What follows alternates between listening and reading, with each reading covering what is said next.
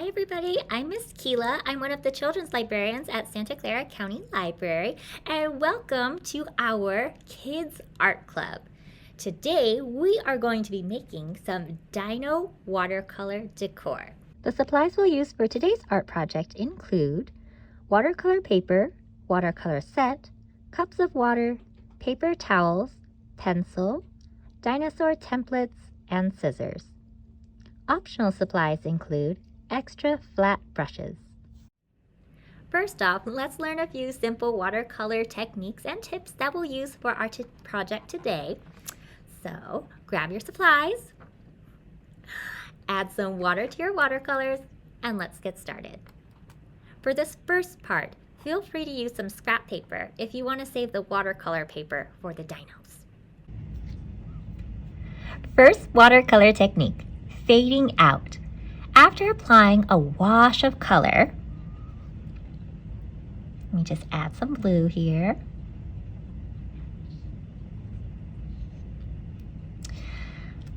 Dry your brush a little bit on a paper towel. You want it still to be a little bit damp.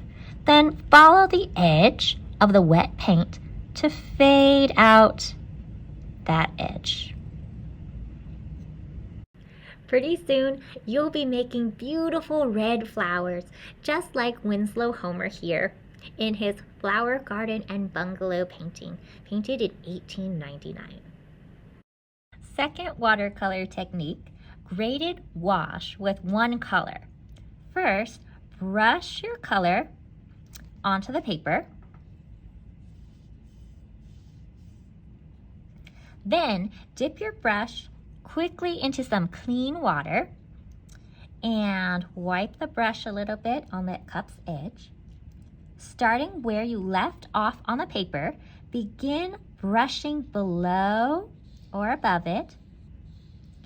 So adding some water to the brush dilutes the color. Do it again to dilute the color even more. Now, graded wash with two colors.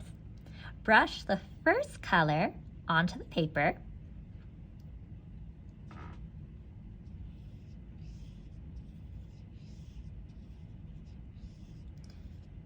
Now, rinse your brush or use a clean brush. And I'm just gonna pat this dry on some paper towels. And then I'm going to paint my second color. Paint the second color below the first and work your way up to that first color. Then you're going to paint the second color right over the first one. You're going to move back and forth to blend the colors. And pretty soon you'll be blending like this gorgeous watercolor by J.M.W. Turner in no time. Next watercolor technique, wet on wet painting. When you want a fuzzy edge, wet the paper lightly with a wet paper towel or a spray bottle. And you want it to be so wet that it's actually shiny so that you can see the shine of the water on the paper. Apply color.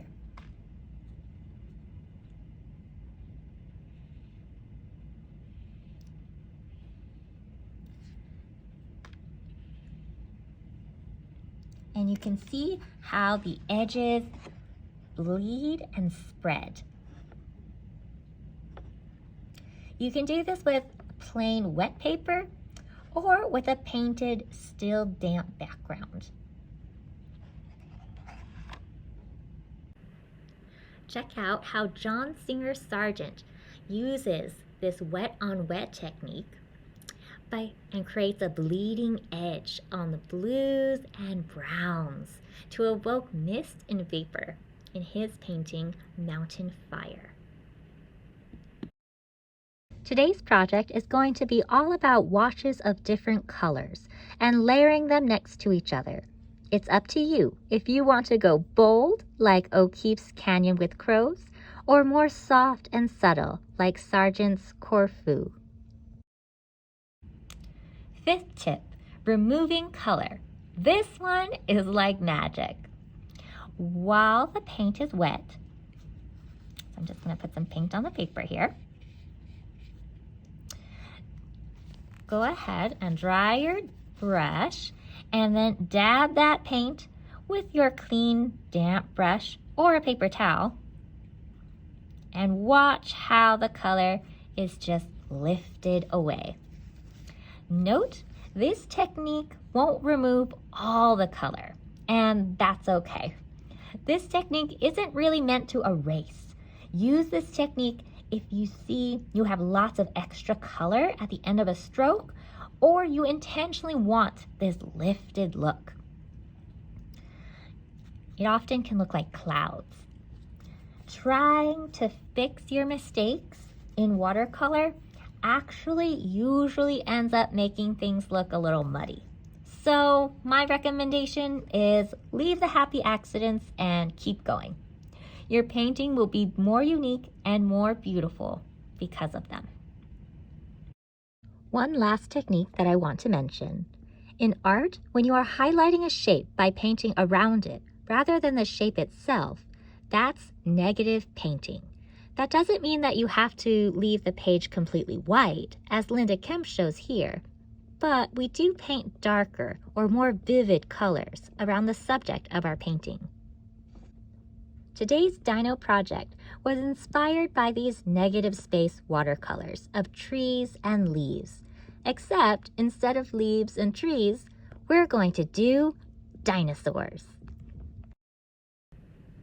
In celebration of Dino-vember, at the library, we like to celebrate everything dinosaur in the month of November.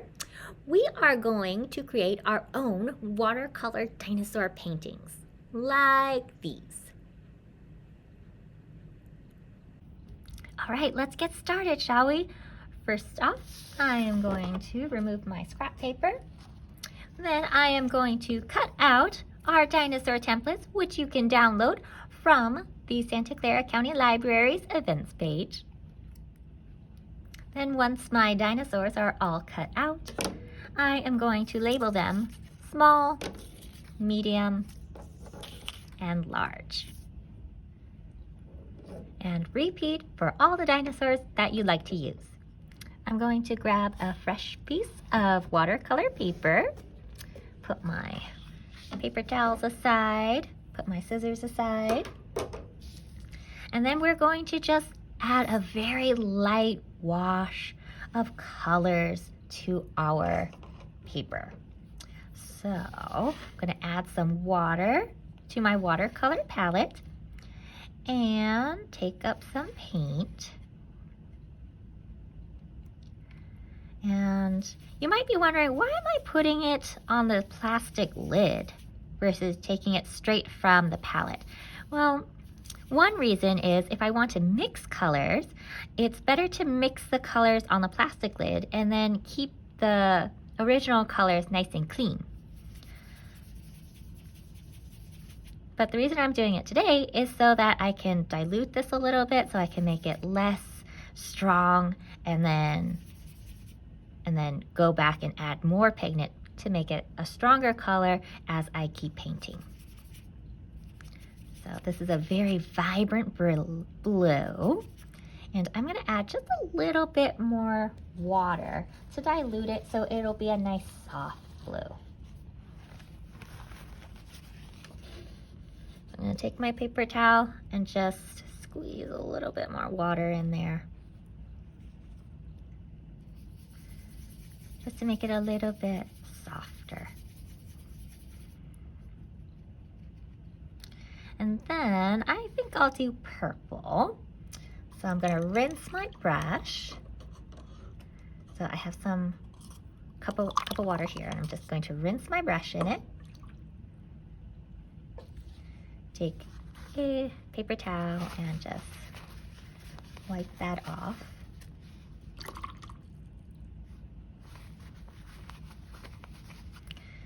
And then I'm gonna come back here, grab some purple. Now feel free to use whatever colors you would like to use and make this your own watercolor painting. Okay, again, this is a very vibrant shade of purple. So to make it a little bit lighter, I'm gonna add a couple more drops of water using my wet paper towel.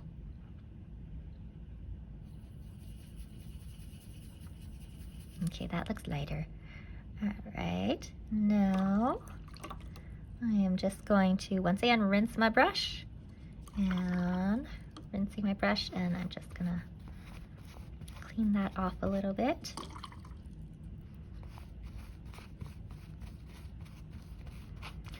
I'm gonna come in here and I'm gonna grab some yellow. I love yellow. Right. And once again, it's a very bright yellow, so I'm just gonna add a little bit more water to tone it down. So this first layer, you are going to try to keep your colors as light as you possibly can. I'm just trying to make some more yellow.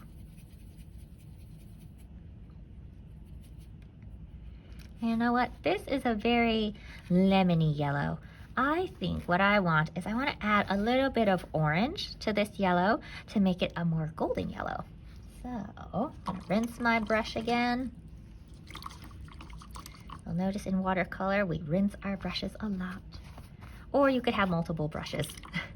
So I added some water to my orange. I'm just going to take a little dab, maybe a little bit bigger dab. And then I'm going to add it to the yellow. And you can see that orange, it swirls into the yellow, and then I'm going to just mix it.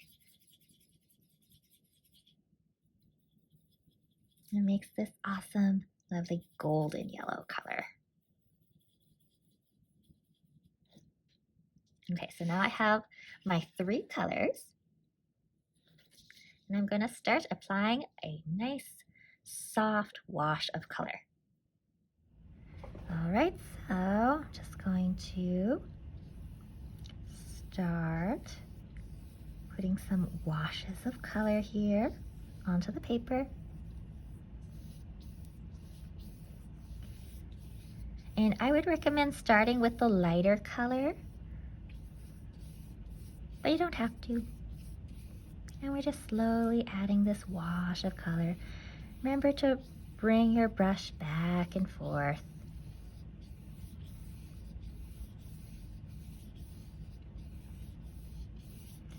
Also, feel free to start at whatever corner you would like.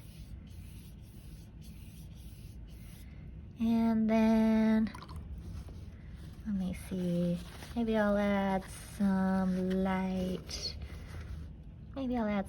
blue. I'll just go here, and I'm gonna go right down over to this yellow, like we do when we are doing a graded wash with 2 colors.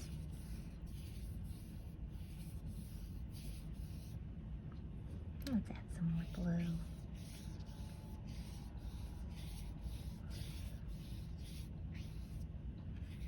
Again, I'm keeping the color very light, so I'm just trying to spread out this pigment.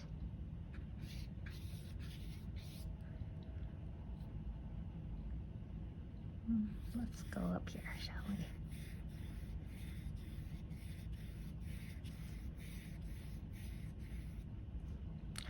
Maybe I want some blue up here too.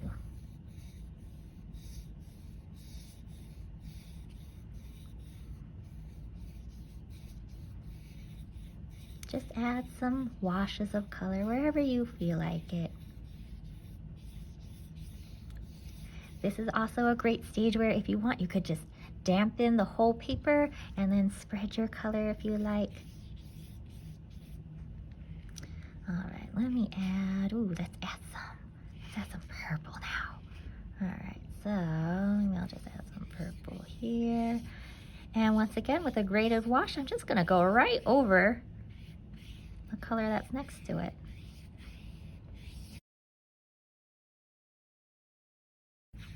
Again, you want to keep this first layer as light as you possibly can.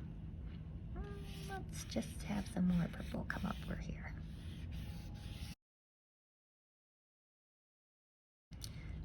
Maybe I'll add some yellow over here. Okay, so since I'm grabbing into the yellow, I need to rinse my brush.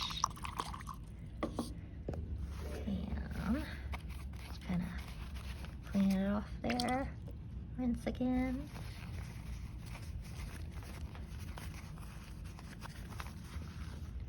So I'm gonna grab some yellow over here. And yeah, let's have some yellow coming over here. Maybe I'll have some yellow sneak over onto this corner. Again, just do whatever you would like, wherever you feel like you would like some color. Then I rinse my brush again. I think I'll add some purple to this side. And just go ahead and lay your wash right over the previous color. All right, and now I have a wash of color, of different colors across my paper. So I'm just gonna let this dry and then start with the next step. All right, so now that my paper is nice and dry, I'm going to just gently push the watercolor aside, and I'm going to trace some large dinosaurs onto my paper. So I'm using the large ones. For an 11 by 8.5 sheet of paper, I'd say maybe you could use 2 large ones, 1 large one. 3 large ones might be too much. So I think I'll use the T-Rex and the Stegosaurus, because I love the Stegosaurus. I just love these triangles across his back. And so my advice is to line up these first dinosaurs along the bottom edge so it kind of looks like they're standing on the bottom edge. And it's okay if they stick out off the edge of the paper. Just want to get their general shape on the paper. Then I'm going to take my pencil and very lightly just trace around the edge of the dinosaurs. Remember to get into all these like little nooks and crannies as you're tracing. All right, and there are my traced dinosaurs. Now I'm gonna bring back my watercolors here. For this next step, what we're going to do is we are going to lightly wash some more color onto the watercolor paper, but we're gonna go all around the outside of the dinosaurs that we just traced. So paint all along the outside. So all this area here, all this area here, but don't paint here. We're gonna keep these big, large dinosaurs nice and light colored. Again, you wanna do just the lightest wash that you can. We're using the same colors to wash over these colorful patches to deepen these colors.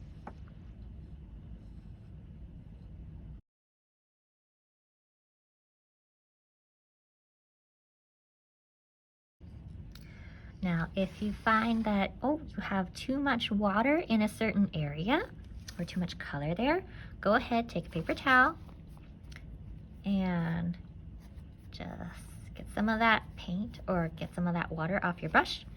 Come back in and remember, we can lift this color with our brush and it lightens it a little bit.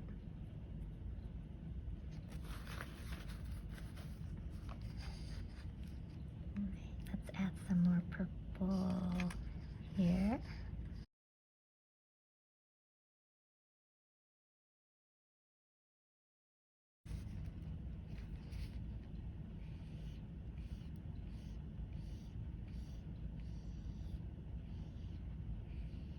So now I'm just going back over all those previous places where I had painted different patches of color. And I'm going over them very lightly with a second wash, and this second wash is making it a little darker.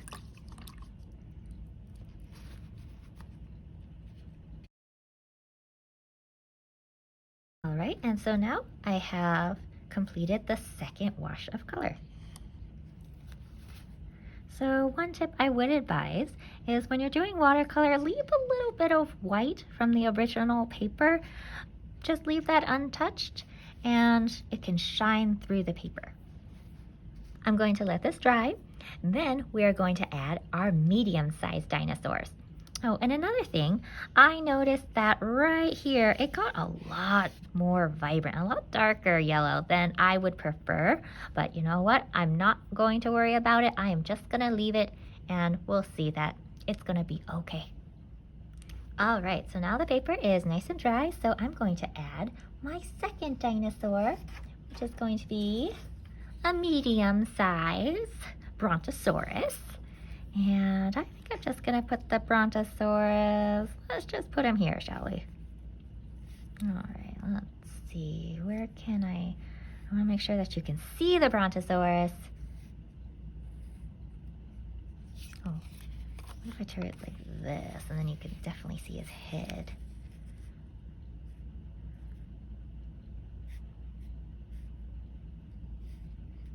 Yeah, then there, so now I can see his head, and I can see his 2 feet.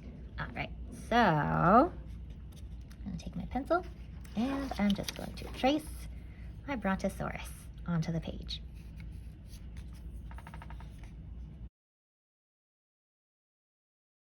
And I'm avoiding any of the areas where he overlaps with the big dinosaur. So that way, he'll look like he's standing behind the other dinosaurs.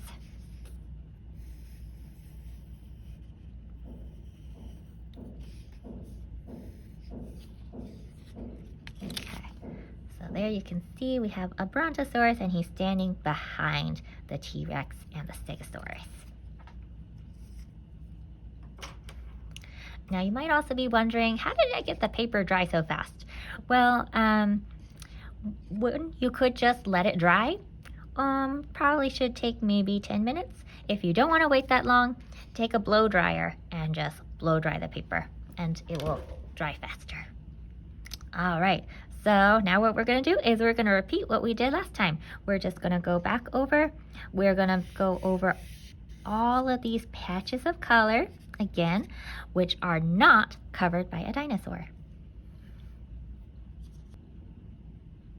So I'm gonna start with some yellow.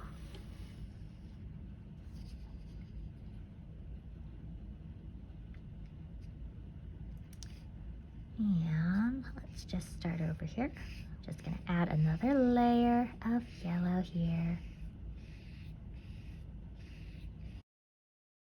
And while that yellow is still a little damp, you can see that we're getting some wet on wet blurring effects going on.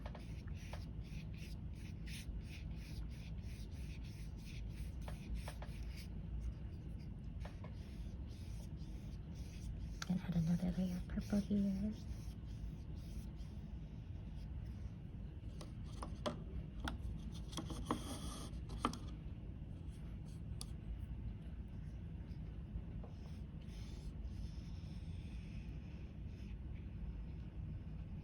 Remember, when you're painting, to go around the edges of the dinosaurs.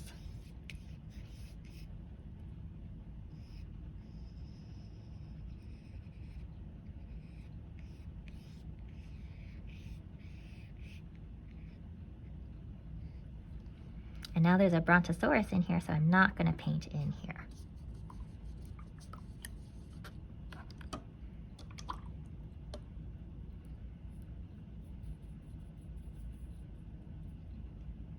And just keeping it a nice light wash.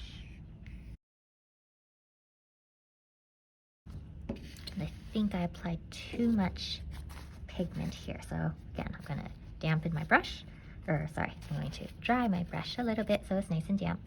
Then I'm just gonna come back here and just gently tap and pick up some of this pigment.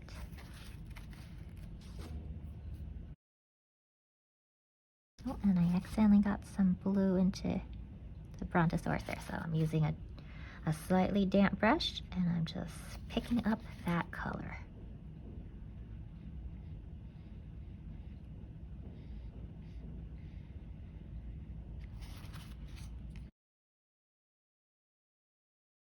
Remember, if you make a mistake, if you accidentally paint inside the dinosaur tracing, don't worry about it. It's okay.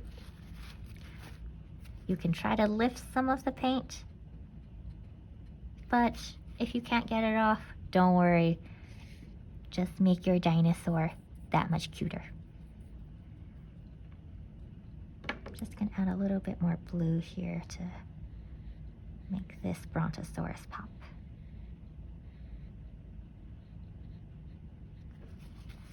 Okay, too much blue. And I'm using the lifting technique to lift some of that blue pigment off.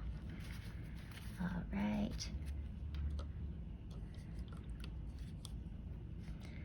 And now, okay, I'm gonna go here.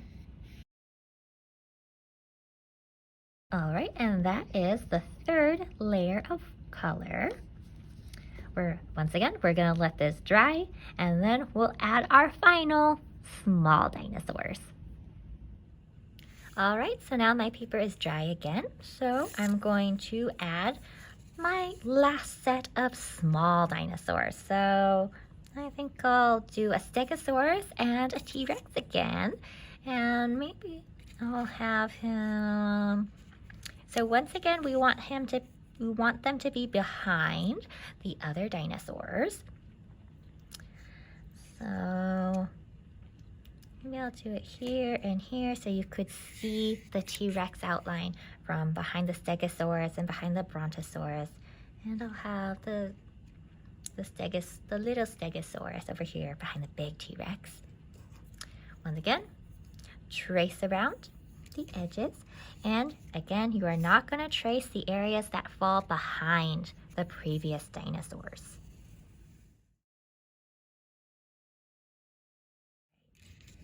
So, you can see I accidentally traced a little bit of the Stegosaurus into the T-Rex's head, so I'm just going to erase that.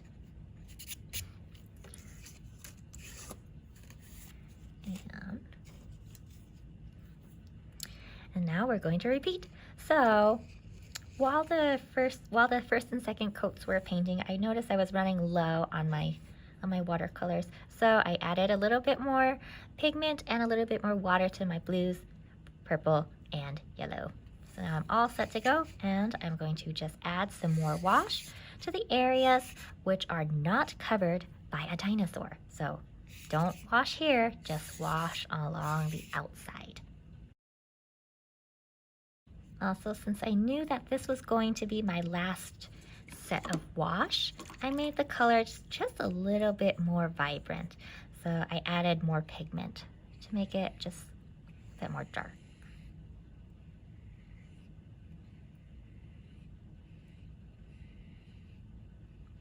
Remember, we're gonna go right into the previous color. And try as best as you can to not paint into the dinosaurs.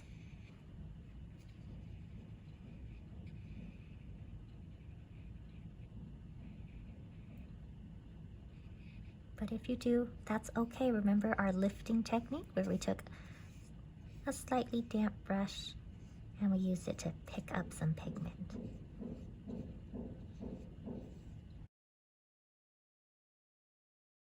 Don't feel like you need to be completely and ultra precise with watercolor. Part of watercolor is letting the water run where it wants to, letting that color spread and bleed.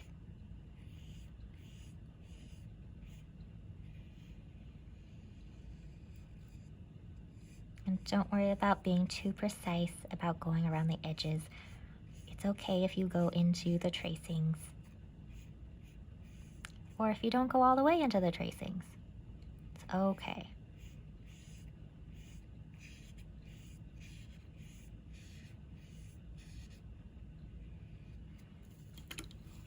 Like here, I accidentally got into the stegosaur, so I'm just gonna try to lift some of that paint. This last third wash, you're gonna have to get into some tiny spaces. So just work slow, be patient, and remember to lift some color if you have a little bit too much water or pigment on the page.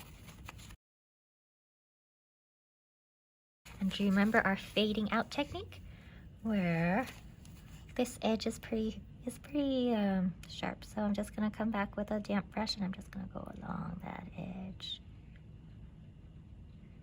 Just kind of fade it out a little bit.